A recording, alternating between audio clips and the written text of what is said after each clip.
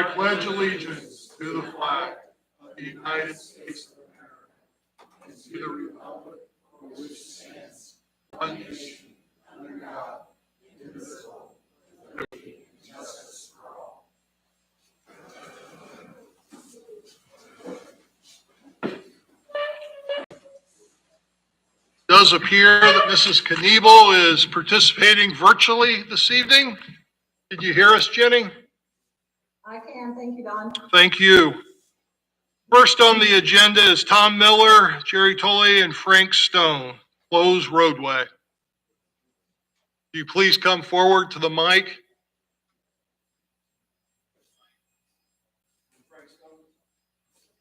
I'm Tom Miller.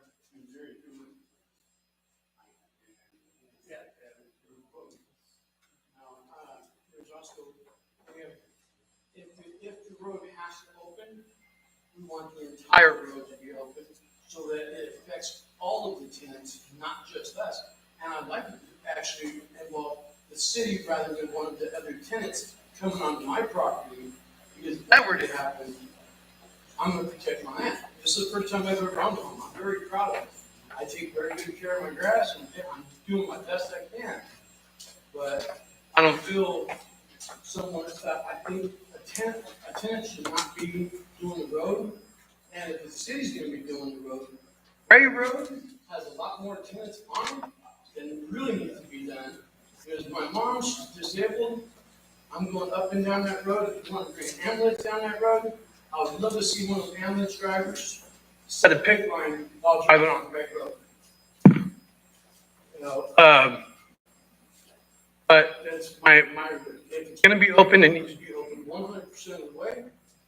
And that means there's 5 more tenants that need to get involved in this. So it's not fair to us who do not want the road, or one tenant who we don't even know if has plans for that 4th block to be actually a property.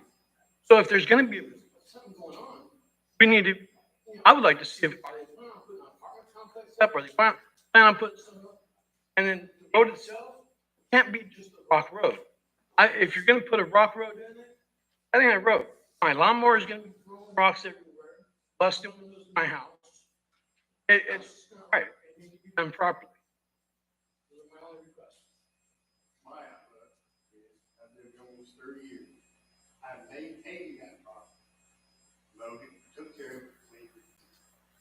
Now somebody wants to come in here and drive down it and ruin it. On top of that, years ago, people that wanted to keep it open used to drive up and down through there and mud their truck up and down through there. And that really ticked me off. 2 is people says you're landlocked. You're not. How would you landlock property? If it gets closed, he gets 20 feet, I get 20 feet, he gets 20 feet, he gets 20 feet. Out of that 20 feet, there's a roadway going back to the property. So there's no landlocked to it. As far as an ambulance goes, they're more welcome to drive back there anytime they want. And yes, I wondered if it was common practice for an ambulance driver to have a chainsaw. Because that roadway isn't set up for ambulance drivers to drive down the back of that property. Between me and Frank here, it's impossible to drive a vehicle. You can't drive a 4-wheeler through there. It's not set up for an ambulance. And I know that was a discussion last time with Jenny. What did you guys think when you guys looked at it? Or have somebody. Yeah, she said she would like to look at it, and Don, you said the same thing. What did you think when you looked at it, Don? I was concerned about the individuals that might be locked in the future if they build, owned it for 30 years, but that is a concern. If they sell it, their relatives take it, that would be a concern of the new people coming, of how they get to their land. Possibility that they would be landlocked because we don't know that property. Because if I get this right, if they close it, I get 20 feet, he'll get 20 feet, he will get 20 feet. Okay, my 20 feet to go for roadway. If I wanted to sell in my lot, I got 20 feet for people to drive down through there. And that's more what his road has got. So there's no way it could be landlocked. Because everybody owns 20 property owners on that road. There's actually 7. If it goes all the way, it's gonna be open. It should be open. If it dead ends at my house, which that would just be an inconvenience to us, which I think is wrong. I think the road should go 100% if we're gonna make a statement On the road. So, that being the case, we gotta get a lot more people. There's a lot more tenants involved to do the whole road. And just do Part of the road's not right. Then I heard last meeting you guys had, somebody said, well, if Ingrams don't want it, that's what's gonna happen. Now, how can they figure that? 3 on 1. Yeah, Like I said, there's no way. Mike brought that up, you know, Jeff said he called you individually, right, Mike? Yeah, Yeah. I didn't know that was common practice to call the commissioners. I've learned a little bit, to call the county commissioners, personally and talk it over with them. I've learned, is that still the way it's gonna be, you know, since Ingrams don't want it, that it's not gonna be? I mean, obviously, That's probably not, so. you know, that's not the like I said, if this road is to be open, it needs to be open 100%. Here, We understand, we don't want it Open, but if it has to be open, it should be open 100%, percent and it should be opened up. standards. Ray Road, Is a horrible road. I've already put $1,000 down on that road just so I can get my mom in and out every year. that I've in here. It's There's been potholes, like there's been. tomorrow, If we're gonna do any road, if any road needs to get. none. Ray Road, It should be the first one we look at. because That road is horrible. right now, the only reason Reason why that road's even standing is because. I'm out there. we're Putting concrete down every couple of weeks. Those are private roads. And if this is all. Also supposed to be Considered private. road, then what's rural? Is Rural the exception. To the rule? You know, it's, There's a lot of things things that need to be looked at here that it's gonna. affect our property value. Are they gonna put just rock down? Like I said. Rock is just gonna throw rock everywhere on the properties, That's gonna lower our property values.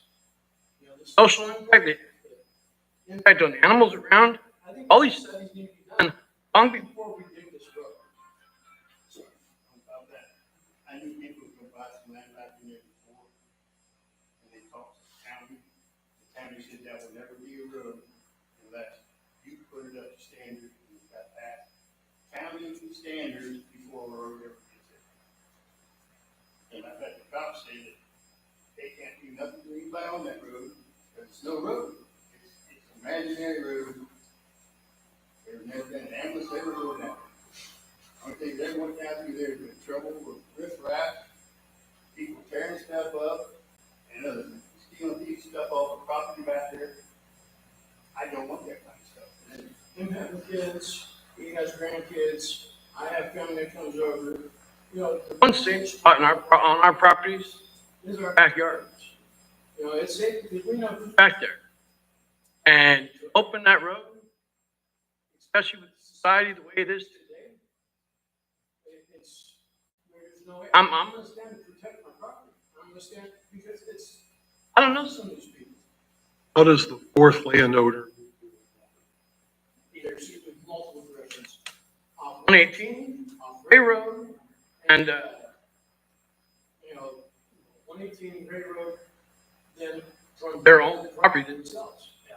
He has 2 accesses, Highway 119 and he has Grays Road. The highway accesses the 2 highway lots, one Grays Road accesses the 2 back lots. You don't need 3 different ways to go to this house. 2 is plenty. You can, on cheap drive onto his own property And if you to ever get want to his to sell property. it, you can sell it. Access is there. Yeah. You got 20 feet of access.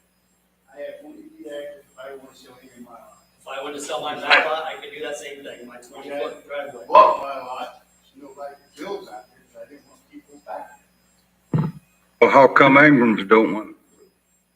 You just don't. Your dad don't want it. What's so important about that? There's 3 people owns more lots there.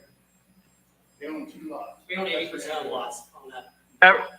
That road will affect our property. Well, they're telling us it's safety. That's perfect. They got two accesses. I'm just telling you what they're telling No, us. that's great. I agree with you. I only have one access to I have one acre of my Highway County Road 300. We should put that other road behind my house so I can have another access in and out. I would love Ray Road to be done for safety because I'm the only one out there putting my own money out every month for all of our tenants. Well, thank you. What we will do is we will consult with the highway department, the sheriff's department, and the EMS. And we'll take a look at that. We'll also, one of us will make contacts with the Ingrams and discuss it with them, look closer at their property. And we'll see what has been done in the past, how long it's been that way, and discuss with other individuals and make a decision. Have you consulted an attorney about the proper paperwork that would have to be done if we prove such a thing? And Timber will take the case and he's closed roads before. I want to say something. What was that guy's name? Fred Richter. That road back there behind where his shop is, there on 119, there used to be an access road there. He come in and bought all of them and tried to sell it. Each individual person that lived had land on that land. They didn't know they did this. So that was kind of a sneak thing on his part. So there's one guy on there had to tear down the school barn because it was on that property. Now, he wasn't even warned that he was buying the property. He wanted to outrage the price of this property. So that, they didn't want me to hold up the buy. well, thank you. I explained what we'll do, and we will do that. All right? Thank you. My last like I said, if it is to be anything that the rest of the world needs to be notified, I would like to have actually everybody involved rather than just Ingram, because that road doesn't stop at the Ingrams. Thank you. Thank you. Slater Rush is next on our agenda. Hello. How are you? For having me. Brief introduction. My name is Slater Rush with Vialytics. System. You guys should have brochures in front of you, just a high level overview of it. Kind of give you some explanations on it. Just kind of high level overview of how counties are utilizing us and some of the benefits we're seeing from it. But overall, in terms of the system itself, it's a fully automated AI road management system. We work with about counties currently in Indiana, closest ones around White County, Cass County. Most counties to date are manually driving every single one of the roads, manually assessing all of the paper ratings, or contracting it out altogether to a one-time fee for a consulting firm pretty much the same question, not more. So this is a system that allows the county to do all of this in-house by easily mounting iPhones on vehicles as they're driving and taking still photos every 10 to 12 feet and automatically identifying all the surface location stresses that you would normally be manually identifying driving. So this is automatically doing all of that, which is going to save just a lot of time and manpower doing that, but it also eliminates a lot of the variability in it. If I were to go out and rate all of your roads, and then Gary or somebody else go rate all of those roads the following week, we're probably going to come up with ratings for the entire county. So this is going to automate that, be one consistent rating.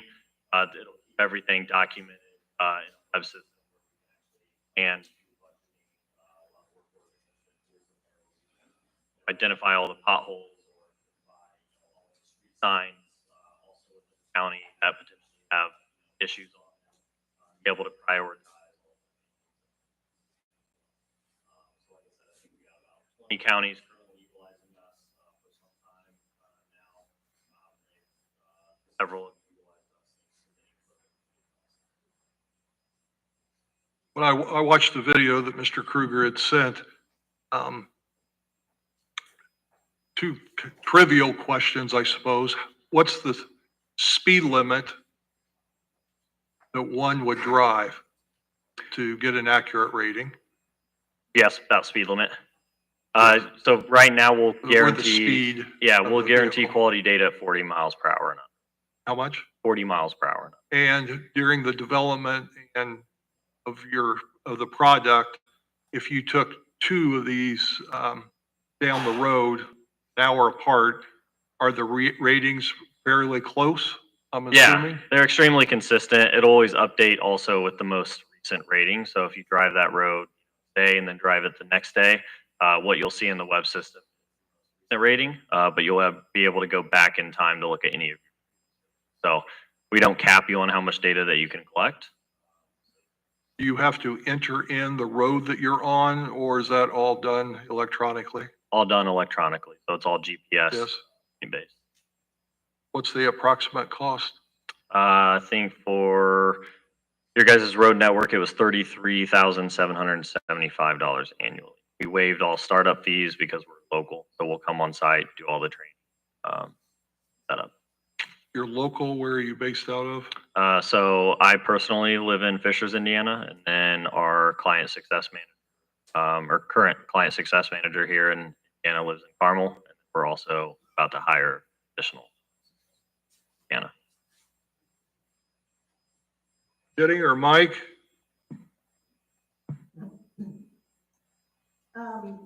Yeah, currently, who is doing all this for our county?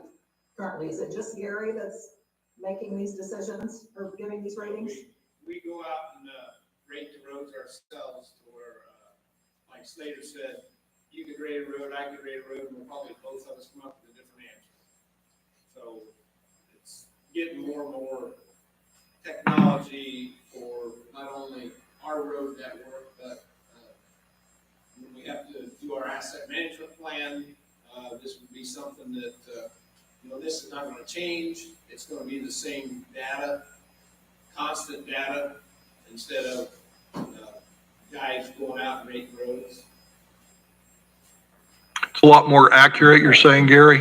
Yes, and I honestly think coming in the future, like through LTAP or our community crossings grants, they're probably going to maybe say the AI technology possibly would be what we need to be able to apply. I'm not going to say that for sure, but the way things are going, I got a feeling that that's going to be probably mandatory in 2 to 5 years through possibly LTAP or NDOT to Pacer rate, so everybody is using some type of the same information, other than, a guy or girl is going out and doing the Pacer training, and then going out and rating.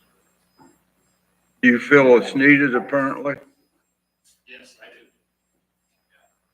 I'm sorry, Mike, what was your question? Mike asked if Gary thought it was needed, and Gary stated, yes, he does. Just a question for you. Do you currently provide Pacer ratings for renewable energy developers as well, or are you county only? County, how do you do that? I'm just looking for. Yeah, currently we only work with municipal government and local government, so we do not contract with any renewable energy companies or have any renewable energy companies utilizing our software. Okay, you don't look for that down the road as well? Not that I'm currently aware of, and not our target market. We work specifically with counties, cities, and towns. Okay, where would this, and Teresa, maybe you know this, or Gary, where would the money come from to pay the $33,775 annually? Well, I'm not 100% sure. Okay. Probably Second question, highway, I'm guessing. is this something that has to be done annually, or can this be done less frequently? Biannually, every 3 years, as needed? Well, in terms of what's required, at least to meet LTAP requirements, you have to at least do a major assessment every other year. Most of our counties that are utilizing us currently are on a 3-year term. With Vialytics, we can change those terms. You know, I think in terms of how counties are utilizing the Vialytics system, they're using us more for just Payzer ratings. We're also automatically identifying all of their street signs, inventorying those manholes, storm drains. We'll also be doing pavement markings and striping later this year. And then they're also utilizing us for day-to-day work order management. So they're keeping track of all of their maintenance logs, work orders, signing work orders to their crew members within our system. And they can actually keep track of all their costs, labor hours, materials utilized for that. That way they can run reports at the end of the month, end of the quarter, and show everything that's been accomplished in terms of work that's been completed within a given time period as well. Okay. Gary, is this something that you feel like is necessary annually for the county at this time? Well, I guess the biggest thing I would like to see it. I know my coworkers, we talked about it quite a bit, and I think it's something to where the actual Payzer doing it 1 year, I think would be a huge plus to make sure that we know where we stand amongst a lot of the other counties that are using some type of AI data. So I'm thinking, yes, we could probably get by 1 year and see what happens. I know we are required to do our ratings of roads every 2 years. Okay. Is that a possibility to enter a contract with you for 1 year and then make a decision after, or do you have a minimum requirement to? No, we can reduce it to a 1 year. Does your contract adjust by multiple years? In terms of price? Yes. No. I think it'd be very beneficial. Gary, I think it'd be beneficial if you look into this a little bit further. I know you have talked to some other county highway superintendents, but I think it'd be very beneficial because I think it takes the guesswork out of it. And it would be beneficial as we continue to improve our roads and compare it from 1 year to the next. So I think it'd be beneficial. And if Gary could look into it a little bit further, talk to others as well. I think you presented in Marshall County recently, you said, or someone said. I just presented to their commissioner. So I think that obviously this is a technology that is beneficial and could benefit every county or organization. So thank you, and we'll continue to look into that. Gary, anything else? Thank you. Thank you. Nathan? Good evening, everybody. First, the only thing I have to report is about courthouse. I realized today that I don't think we're going to be able to use the upstairs of that building. The floors just look so absolutely fantastic with the new stain that I don't want anybody touching them. Unless we're going to have like those shoe covers at the bottom of the steps so that they don't damage these floors, we're just going to have to find a new solution because it just looks so good right now. Anyway, though. Nathan, are you going to be on the late night show tonight or what? That or on our way to a padded cell, one of the two. Project finances. Our current owners contingency down to $79,700.33. Does not reflect the return of $14,000 and change for that HVAC issue or a credit that we will be receiving for eliminating the east sidewalk. It does, however, reflect the last big change order, which I'll address in a moment. Obviously, I'm still not comfortable stating specific totals because I don't know things where we'll land with various IT, furniture, and appliance expenditures, but I expect that we'll be able to carve off a few dollars from other line items to add to the contingency later this summer, in addition to having the final remaining balance of the construction contingency released in 2 months. Obviously, $80,000, 93.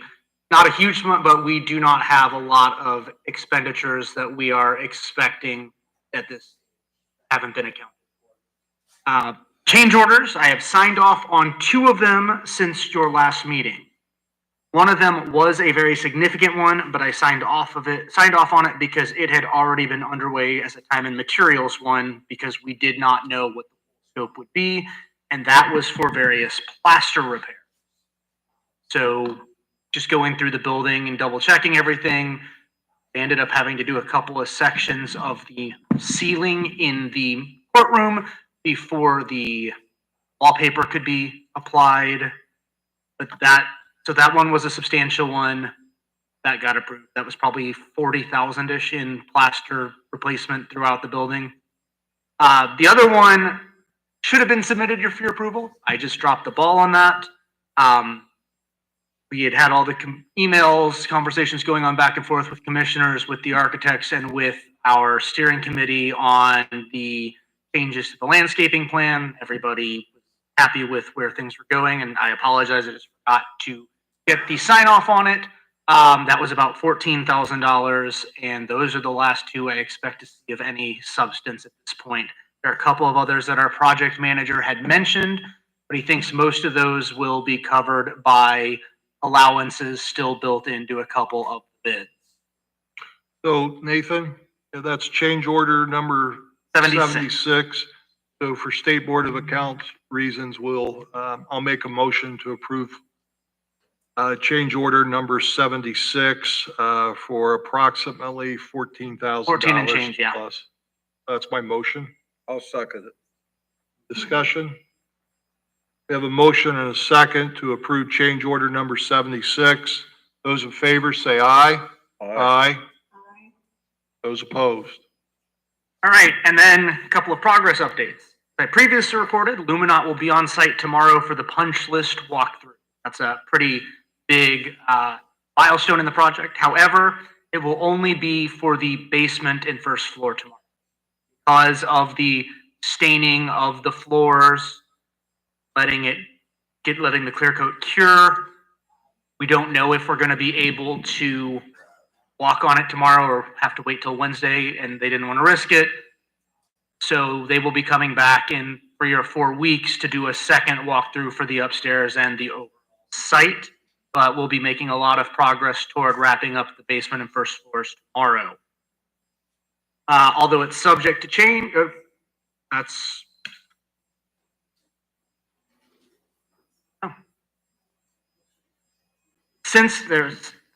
forgot to delete a paragraph.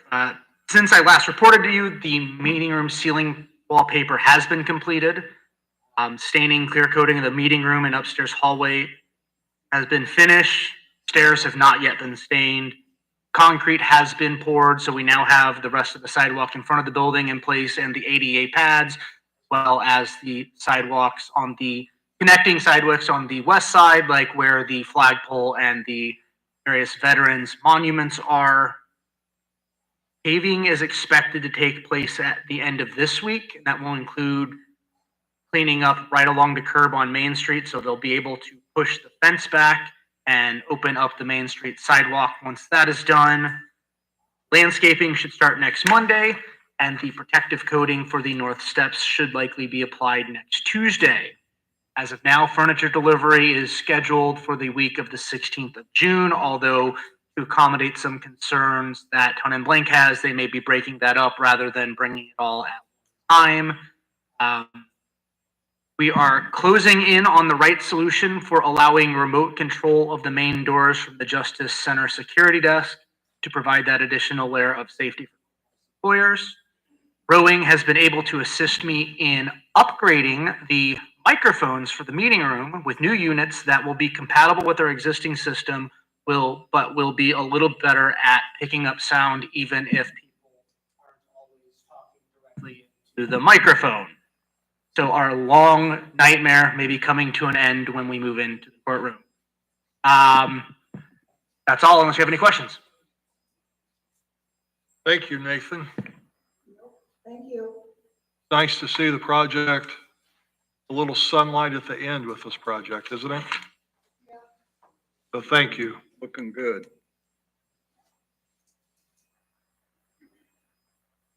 All right, EMA.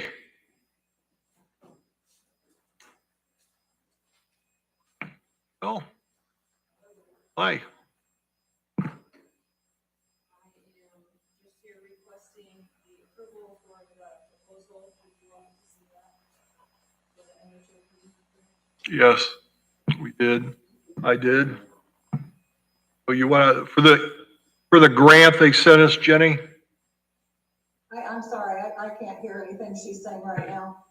She is seeking approval for the grant that they sent us earlier in the week or last week. And would you describe the grant? It is a multi-hazard mitigation plan. We go over the risks and hazards that can happen in our county. I believe, is it 5 years? Yeah, every 5 years, we have to go over this. And depending on how many stakeholders I can get to participate, depends on how big the grant is or the plan is. Mm-hmm. And then we use a contractor normally to write this grant, and it is reimbursable. Mm-hmm. I think it's Ms. very, Rowe, go ahead, Jenny.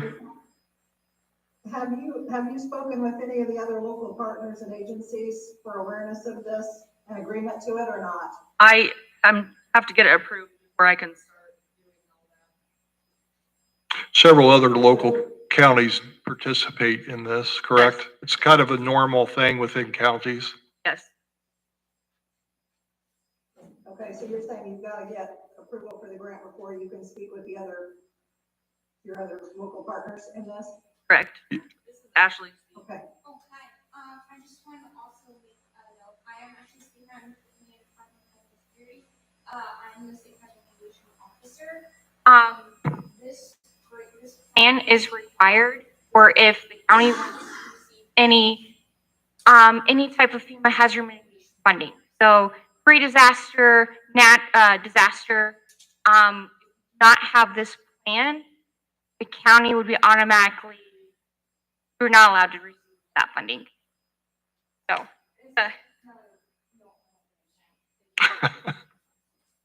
I'll make a motion to approve her application. I'll second that. Any discussion? Motion was made and seconded to approve the grant. I'm sorry, Jenny? No, I was just going to say, if you would, just make sure you invite, local partners to be part of this as well, if you would. Yep. Yeah, that's part of the grant requirements. Right. Yes. Thank you, okay. All right, those in favor say aye. Aye. Aye. Those opposed? Thank you. thank you. Under other business, we have approve and sign claims and payroll number 11. I've reviewed the claims and payroll number 11, so I will make a motion to approve. I'll second. We have a motion and a second to approve claims and payroll number 11. Any discussion? Being none, those in favor say aye. Aye. Those opposed? We have presented for us the minutes from May the 19th, 2025 regular session. I'll make a motion to approve the minutes from the May 19th session. I'll second. We have a motion and a second to approve the minutes from May 19th, 2025 regular session. Those in favor say aye. Aye. Those opposed? Under conference request, we have two requests. One is for the clerk to attend the annual clerks conference here in June in Indianapolis. And we have an auditor request to approve for conference July 21st through 23rd in Indianapolis. I'll make a motion to approve both requests. I'll second the motion. We have a motion and a second to approve the two conference requests. Those in favor say aye. Aye. Those opposed? Under discussion, we have put down golf cart and ORV ordinances. My intention with this ordinance was to provide individuals in our community, as seen by the sheriff and many of us, to ride our golf carts and ORVs in the roadways. Some people enjoy going into towns on those from the country. and just taking a Sunday drive, if you will. In doing this, I think we've had a lot of people in agriculture that have used ORVs and golf carts for their daily work with those. That these people have lived here, these businesses have been here for numerous years. So I guess I like to revisit that with the two commissioners and their thoughts, and possibly lifting the requirement to have a permit for agriculture business. Thoughts on this? I think we ought to eliminate the agriculture and agriculture support vehicles like the. Jenny? Yeah, I'm in agreement with that. I think agriculture should be, they should not be impacted by this. I don't think it would have come about if not for other things going on in the county. And I think they're responsible enough to decide if they want that permit, if they're going to use it for, more than just ag use, going someplace to eat or whatever. I think the county members are responsible enough to make that decision. For recreational use, they would need a permit, yes. Would it be the thoughts of commissioners about having people that use theirs for agriculture purposes at least make contact with the sheriff's department to register their vehicle without the requirement of a permit? I don't feel that that's necessary. I feel as though they rather not do that. I don't think it's the trouble. Probably some of them don't even know where all the registrations are. I would agree with Mike on that. Don, when they're registered with the state, they register through the state anyway. The agriculture business does? Don, I have a question.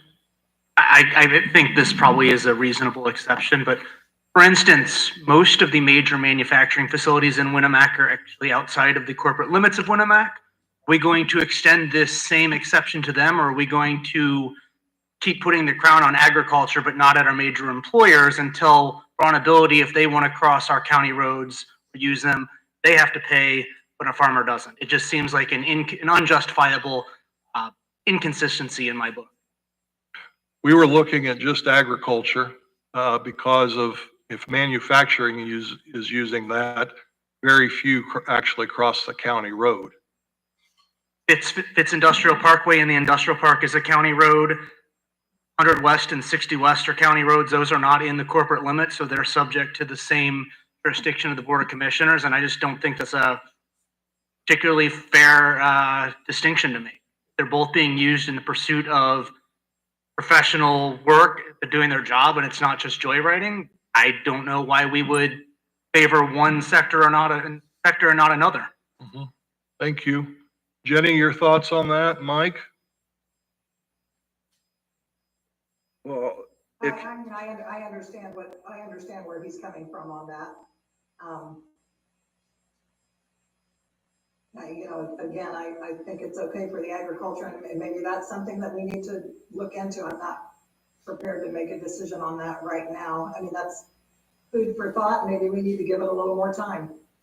I know we need to make a decision on it, but that is something that I have not considered at all. Right. Thinking about this, Don.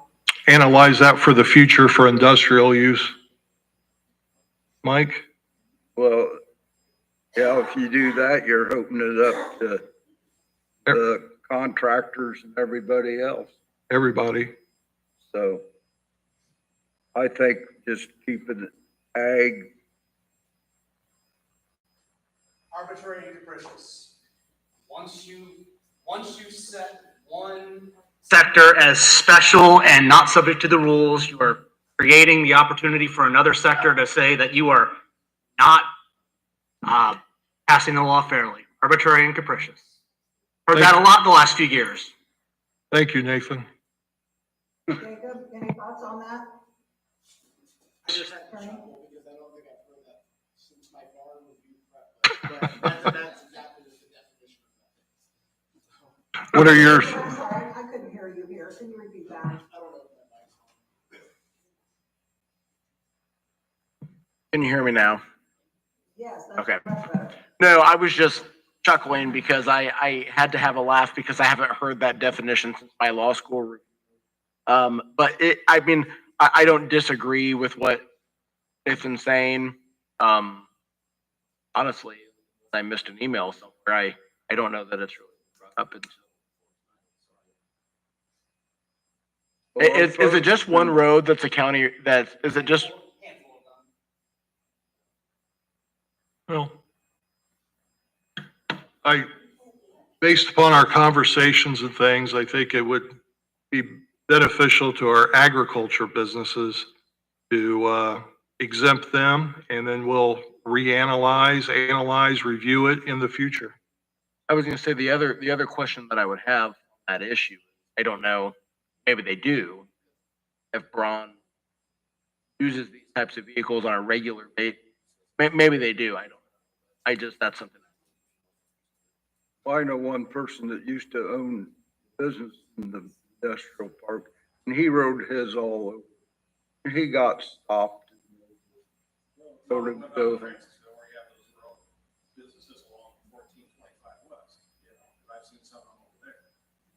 Most of those are connected properties. They ride on their own property. We just need to know what to enforce, because I've had some farmers come in by the tags. And I told them this is a work in progress. I told Mr. Goodman last meeting that it makes no difference to the sheriff's department. They accept the farmers and contractors and solar. We just need to know about 60 solar vehicles. We need to check on Thursday, whatever you guys are gonna do. I just need to know, because I told everybody this is a work in progress. You know, we're not gonna start enforcing anything until July 1st. Right. So we need to have a clear cut path of what we're gonna do, how we're gonna enforce this stuff. And, I stopped the farmer today and said, what do you think about this? Just stop. And I was friends with him. He goes, well, for years I haven't had that pass. I'll do it, but now I have to have a $25 tag. So I said, I never thought of that. So now you have to have a tag. I don't have a problem with farmers. I don't have a problem with anybody not getting a tag, except for people who don't have farms, contractors, or solar. Okay. I just thought we were doing this locally before we were in the golf carts as well. We started this. Mhm. That was my purpose. Mhm. Don't take this wrong. Mhm. I told Carol last meeting last time, I don't care. I just need to know what we're gonna enforce, what we're not gonna enforce. I had 40 people bringing their side-by-sides and golf carts in Monterey. It was a great turnout. Mhm. They were all happy about it, so I had one person complain about it, so it was a very good thing. I think whether you should include it or not. Not really. Mhm. All right, do we want to move forward with agriculture? Exempt agriculture? I am fine with exempting agriculture tonight. I mean, we've got another meeting next week. We might be able to have, further clarification by our joint session. Very But I'm good. okay with agriculture for tonight. Okay. Just agriculture. I'll second that. Jenny, was that a motion? I'm sorry, yes, that was a motion, yes. Okay, I'll Motion second. to accept agriculture as exempt from the UTV ordinance. very good. We have a motion and a second to exempt agriculture from the golf cart and ORV ordinance. Any further discussion? Being none, those in favor say aye. Aye. Aye. Aye. Those opposed? All right, thank you. VS updates. Good evening. Can you hear me, Jenny? Of I can, thank you, Perfect. Tim. course. So I'll start off with some repairs. Repairs have been underway on both central and south projects. Last week, the emergency services throughout the county attended a meeting with a developer to go over their safety plan. This meeting is going to be a reoccurring meeting between all parties. That'll be on a monthly occurrence. They are going to be planning a dry run of an emergency and how everyone will respond and what the developer's obligations are to getting people in the right places at the right time due to the large complexity of the project. I will continue to report on this as we get more information. Tim, is that a requirement for their insurance? I do not know. Okay, I don't know. all right. I know of other counties that have done that, and it was a requirement for their insurance, and I just wanted to see if it was a corresponding thing. Yeah, I know early on in the project, we had communicated asking for safety, and part of the RUA is for them to coordinate with emergency services. I don't think a monthly reoccurring outlined as it, but it was a very fruitful discussion. Both parties, all parties were walking away with more. Thank you. We can confirm that there have been, police presence has been started.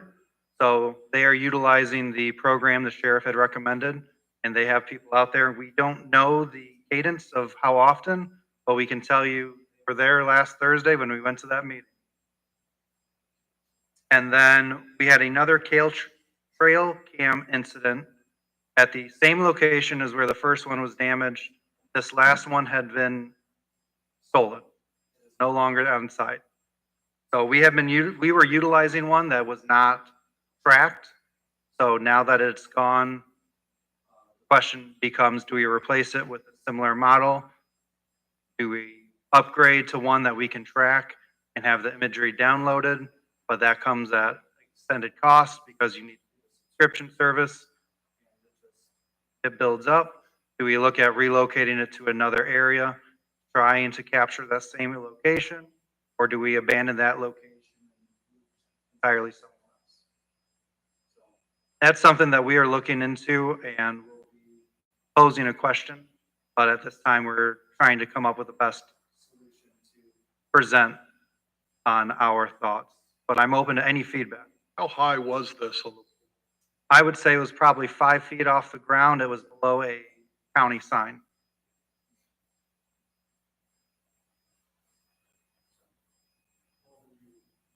Why it was functional?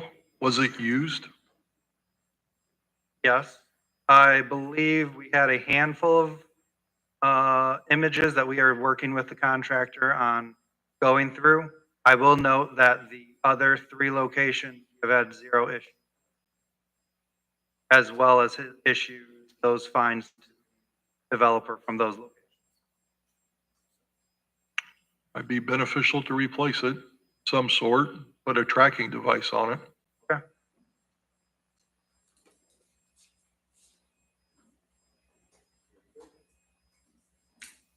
Next on the agenda, I see that we have the on-call agreement. I spoke with Jacob. We made the necessary revisions about the venue if there's any litigation to Pulaski County. So we present this back to the commissioners. Jacob, I had a chance to review. I noticed there were some changes involved with Pulaski County from Marion County. Most contracts have Marion County being or Indianapolis is, but Pulaski County, BS changed what was asked of them. And frankly, yes, it's a venue issue. It doesn't mean more times than not. It's not unusual for contracts where the company, wherever they're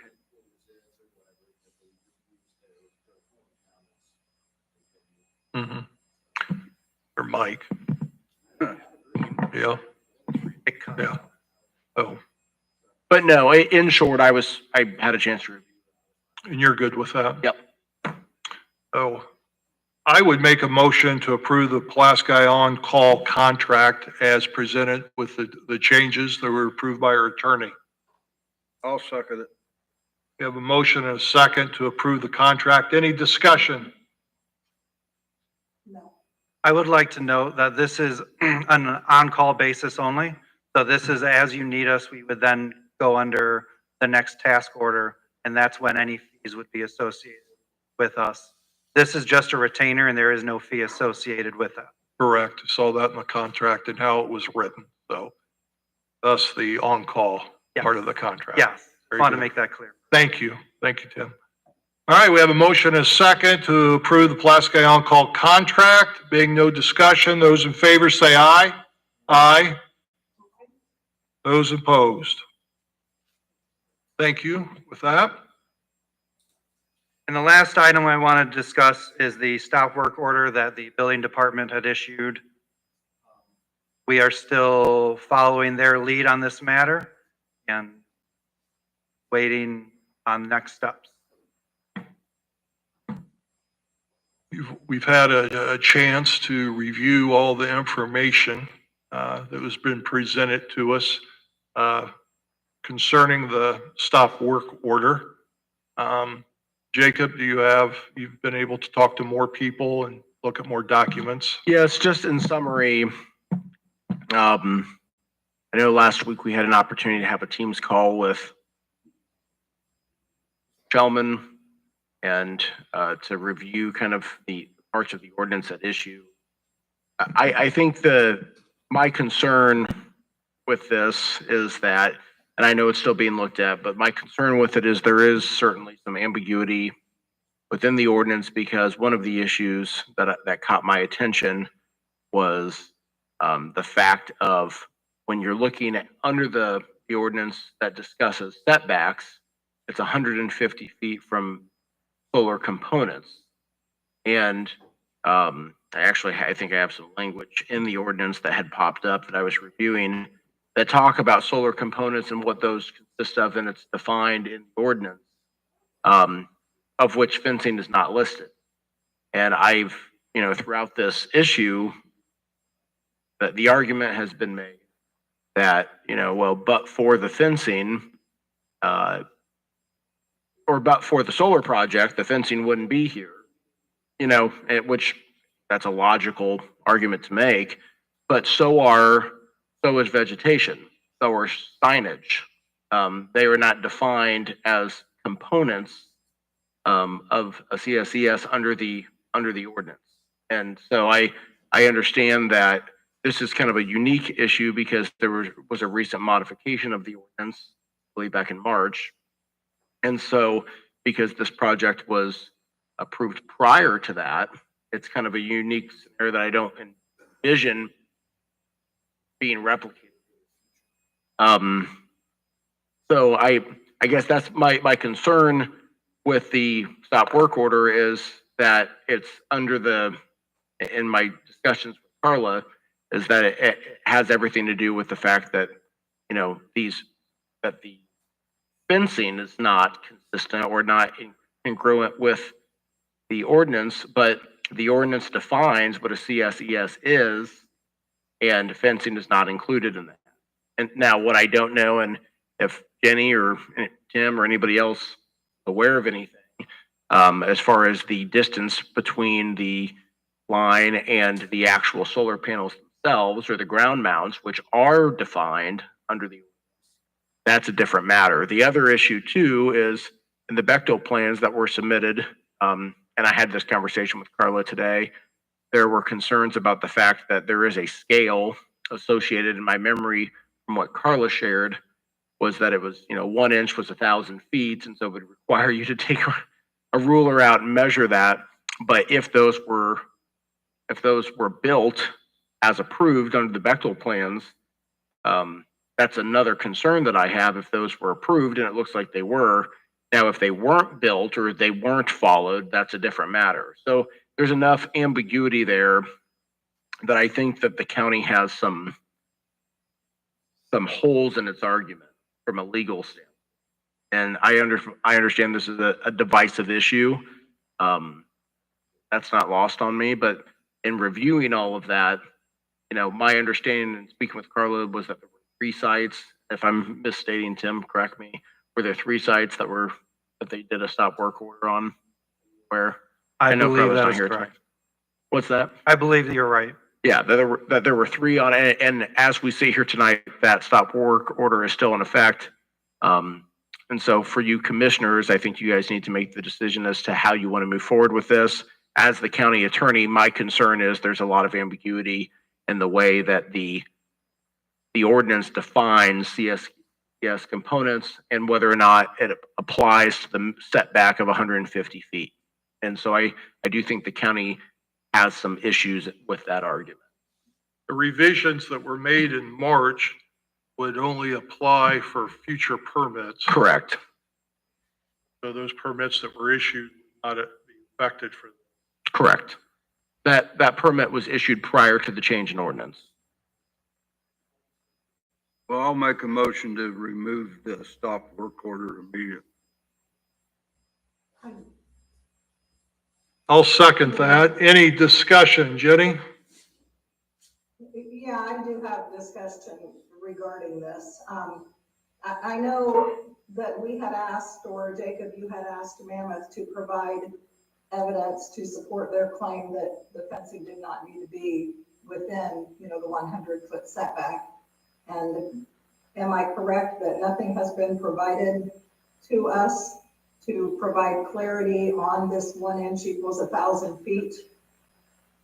You are correct. I have not received documentation from Mammoth, just the arguments of their counsel that were had both telephonically, and on the Teams call last week. But you are correct. I have not received a formal letter, if that's what your question is. Did you? Well, formal letter or the documentation of the maps to suggest where all of these things are. I know, according to Carla, it's all much too small on these site plans to see what the distances are in any of it. So I guess my concern would be if it's too vague, even in the maps to see, then our next argument or our next problem is going to be how far back do the solar panels have to be, and what does their map say, and how vague is all of that going to be? And I know, I've not received any documentation prior to this meeting to suggest that Mammoth, should not have to comply with fencing in there. I know I just received something like 15 minutes ago during this meeting. That, in my opinion, is not enough time for me to look this over to see if the county still has an argument, but so I'm not prepared to vote yes to lift that tonight, because I've just received information and I need time to look that over before I, surrender 150 feet of quality of life to the residents of Pulaski County. We were given information, Jenny, last Tuesday was our meeting. I think it was It was Tuesday. the conference call with them, and information was provided for us at that time. I think you had sent some information to us on Thursday or Friday. You were on the road, but when you got back late, you had sent that information with some timeline information. I do not believe there isn't any question that a solar panel has to be at least 150 feet or the 75 feet. Do I understand that correctly? Correct. And I actually have an excerpt from the, and I think, so under 7.16 of the SCS operations and maintenance section, or sorry, 7.17, the way that it reads is that from any CSES component, I don't know if that went out, a CSES component to a non-participating, non-included property line or right of way. And so I think, to me, the important language in the ordinance is from any CSES component. And the ordinance goes on to define CSES component specifically.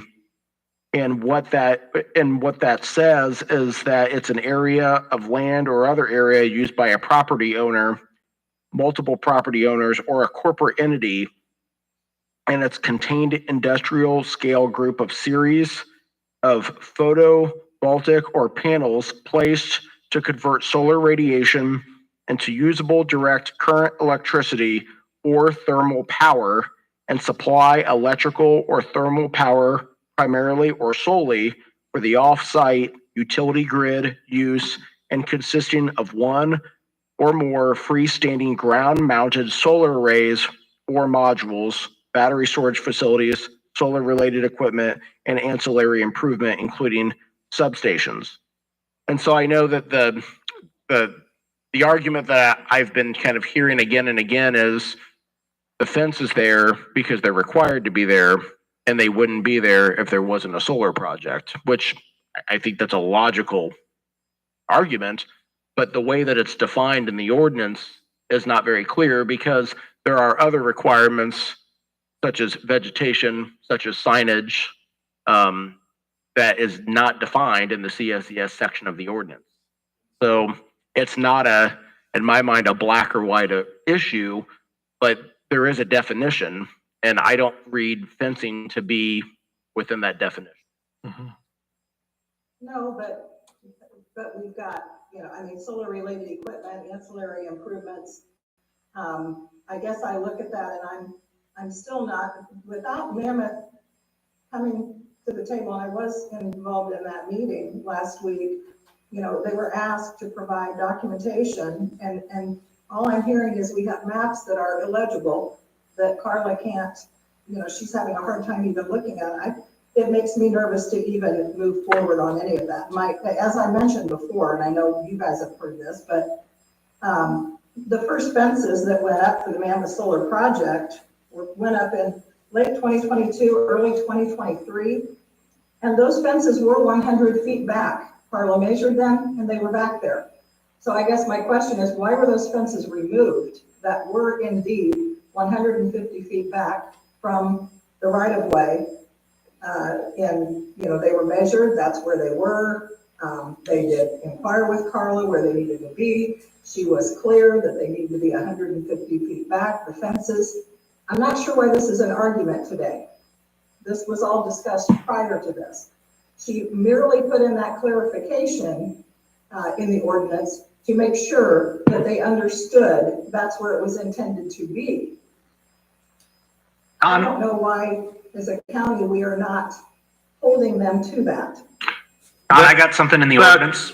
Sorry, Nathan. This clarification was made in March, and because of the permit that was issued prior to that, the clarifications would not approve because that would be a change of permit, and their permit was already issued.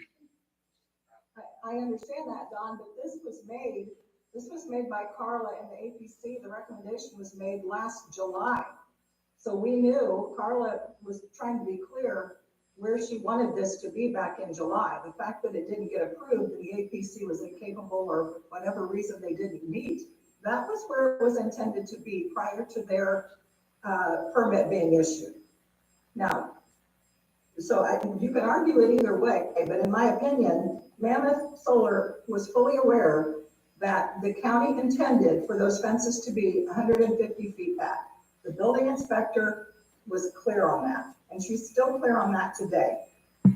And so it grieves me terribly that we are going to, again, the language has been provided to me by Jacob, but Mammoth Solar did not provide that language to try and, when were they told this? Who told them this? Who signed this? I've not seen any documentation at all. And that worries me because this is the first project and we have many more to come. And if it can be done this easily, then I'm very concerned for Pulaski County. Because I feel like we're not protecting the residents of Pulaski County. We're not. That's my feeling. Tim, you have something to share. I appreciate hearing from you. Nathan, you had been involved with this throughout. Got the ordinance in front of me right now. I think everyone needs to step back and remember that there is no such thing as a solar ordinance. We have what is called a unified development ordinance. All of these various standards, regulations, restrictions that apply to land use in a unified format because they are all interlocking and interconnected. We have an entire section of the ordinance, an entire chapter devoted to development standards. Within that chapter 5, we have section 5.6, fences and walls. Section 5.6.C.1.c. Fences and walls may be located within any required setback or landscaping area. I'm not the attorney in the room, but pretty simple language there tells me that unless we otherwise explicitly define fences around a solar project as a component, we can't just magically ban them from being within the 150 foot setback when we say they're allowed in that setback. Well, and Key- to key word further is that, within. well, and to further that, I think when you, within the ordinance, have a definition of a CSES component, that's the purpose of the definition. You know, and I realize I think there was some language in there. The one word that did give me pause when I reviewed it was, I think it says in the definition, equipment, which you can look up the definition of equipment, but to me, I don't view fencing as equipment. I just don't. But I agree with Nathan, and I think that even highlights the point even further, that unless it's defined, and, you know, there are mechanisms where the UDO can be amended to specifically state those concerns, but until that's done, I think the county has legal footing problems on this issue. And as discussed at our meeting, our ordinance needs adjustments, and VS can help make those adjustments, clarities for us, which I think would be very beneficial for us to get going on that. We have a motion and a second to lift the stop work order, and we've had discussion. Those in favor say aye. Aye. Those opposed? Aye. 2-1. Thank you. Tim? Others, other items? That is all that I had. Great. Thank you.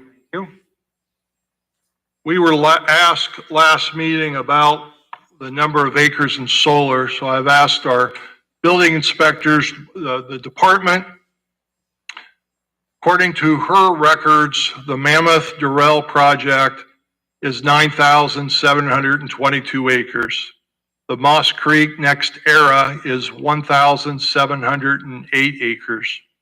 The May Apple BP project is recorded as 2,328 acres, which a total is 13,758 acres. The Bottle Brush, Invergy, they're waiting on their PACER study to be completed to finish their application, their permit, and that is 1,300 acres. Looking at the USDA in Pulaski County, we have 245,345 acres that is agriculture, 278,101 total. So the acres in agriculture is 88.2 acres in Pulaski County, including Bottle Brush.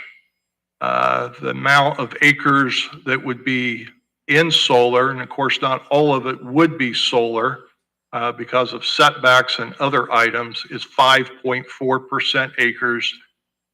5.4% acres would be permitted for solar. So that was some question that was asked, and that is the information that we received from the building department. So at this time, we will take public comment. We ask that you state your name, your residence. We ask that you speak once, and please limit your comments to approximately 2 minutes.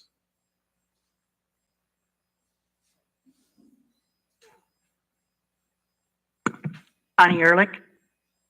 So if I'm understanding you correctly, Mr. Ayler, your definition of a solar component is tied to just the definition that's in Section 8 of our UDO.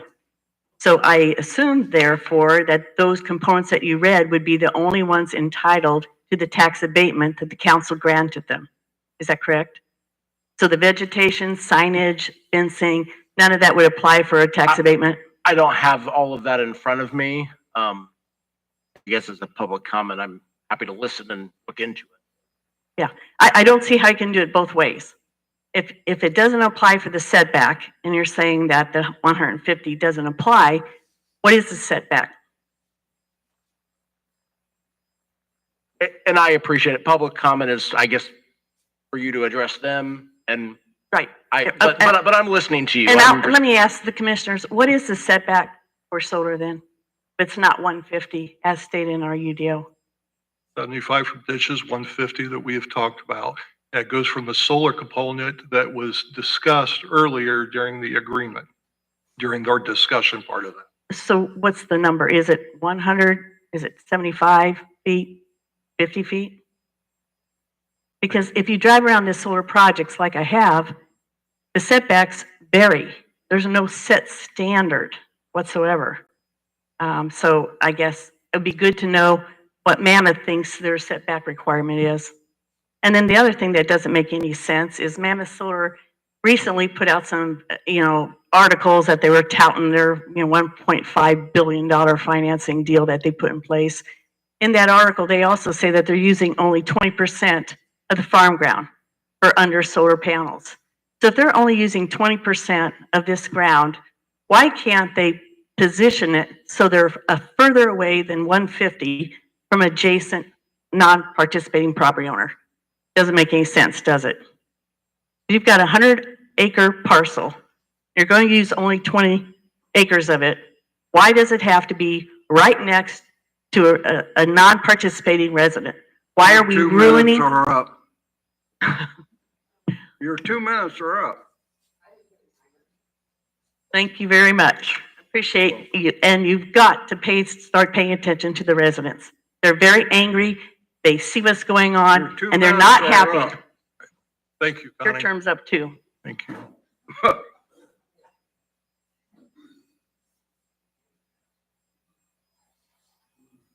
Anyone else? Casey? Lowry, resident on 550 South. From my back window, the fence is a solar component. It is seen out my back patio window. That is solar. That is less than 150 feet from our property line. Anything owned by the solar company is a solar component. Anything that's there wasn't there before. There's not corn, there's not soybeans. It is solar now. I live in an industrial compound. When we, for over 30 years, my husband and I, my husband 30 years, me 20 years, that's been our home, and we've chosen to live in a rural area. You're opening Pandora's box by bending the rules. If it says 150 feet for solar components, that needs to be stood by. While many tax-paying citizens don't feel or sense to be our priority, holding to this is super important to set the precedents, not only for Mammoth, but for those companies who come after. If you don't make fences, be it 150 feet, how close can they be to my house, my cows? Can they be 5 feet? Can they be 10 feet? If you don't have that 150 feet of protection, what protection are you giving the residents? How close is too close? Our properties must be protected on all sides at 150 feet. It is 150 feet from property lines, not from the place that you or Mammoth Solar choose. You can't police or enforce this once it's broken. The closer to the solar panels, the closer the risk to our families and to others. I have children sleeping in the house. If a hailstorm comes and the wind picks up, what's going to blow in my back window? If you're not protecting that, you're setting a precedence that they can do whatever they want. The county will just roll over. The solar companies will continue to see Pulaski County government as a pushover, and that sets the precedence for for the rest of our county and our residents. Every foot from 150 feet just takes away from what is supposed to be our home in a rural setting and not an industrial setting. Please show and reestablish some integrity and care and concern for the residents of Pulaski County who will be here after the solar is installed and these companies are gone. Thank you. Thank you. Anyone else?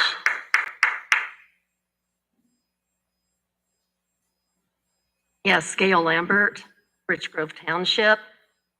After this meeting, I really feel let down by the county.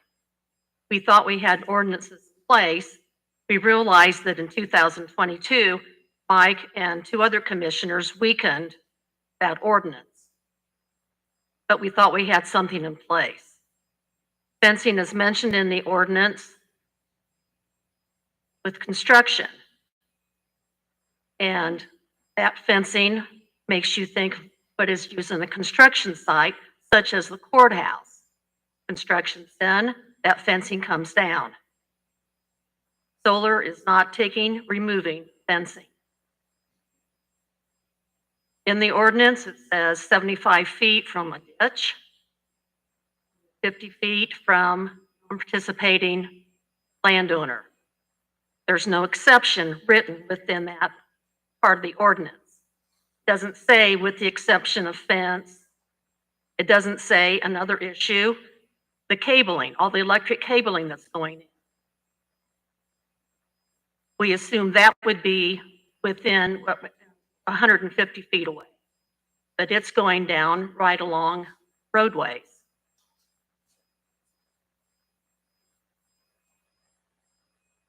We've got at our intersection of 700 West and 300 North, the roadway that Mammoth is building is right at the intersection. So basically, we who have the stop sign on 700 have three directions. West, we look east, and we look southeast to make sure that there's not going to be a vehicle pulling out of that driveway and going right through the intersection. That shouldn't be.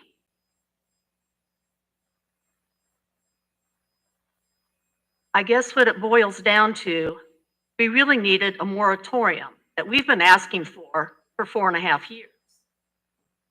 And we would have had the time to have gotten everything in place, had the time to go through and make sure that we didn't have any loopholes. Let's think about legal past. But we could have used good counsel, good advice. We could have used time.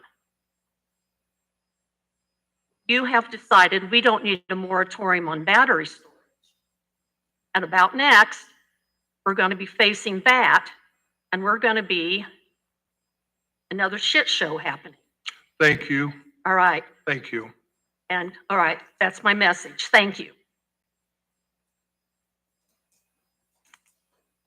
Dawn. Anyone else? Jamie Murray, Pulaski County resident. I've sat in these meetings for almost 5 years and listened to this debate, and I emailed all three of you at one point in time or another, asking questions.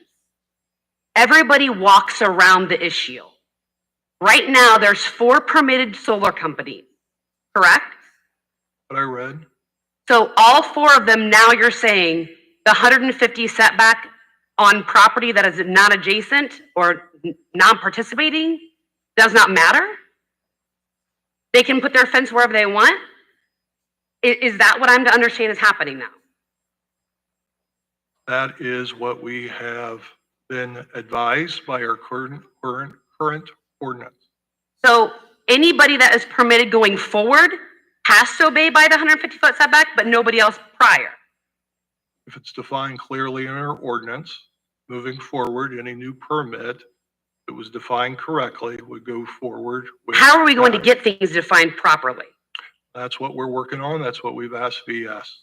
Thank you. Is that 2 minutes? Close to it. I didn't hear my timers. That's what I'm asking. Thank you. I'll make a motion to adjourn. I'll second it. We have a motion and a second to adjourn. All those in favor say aye. Aye.